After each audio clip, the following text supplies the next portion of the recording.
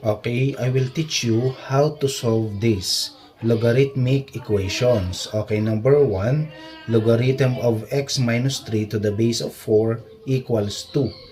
Okay, number 2, logarithm of 3x minus 6 to the base 3 equals 3. And number 3, logarithm of 5x plus 2 to the base 2 equals 5. Now, this is our solution.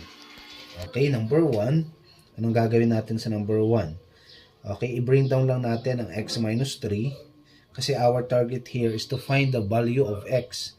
X minus 3, bring down it, then equals 4.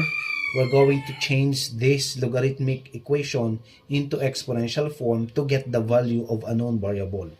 We have 4 squared.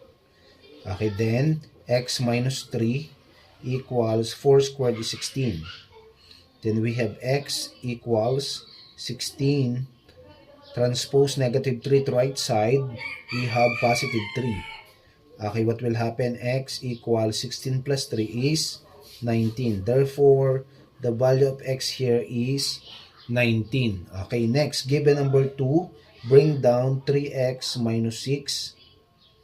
Next, equals exponential form, we have 3 cubed. 3 cubed.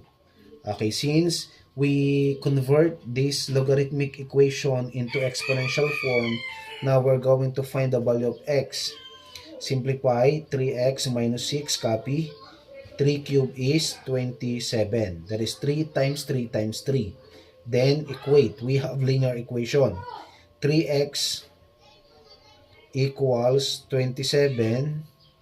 Transpose negative 6 to right side of equal sign, become positive 6. 3x equals 27 plus 6 is 33. Divide both sides by numerical coefficient 3. X equals 33 divided by 3 is 11. Therefore, the value of x here is 11. Okay, now, answer this given number 3. Write your complete answer and solution to the comment section of this video. Okay, thank you.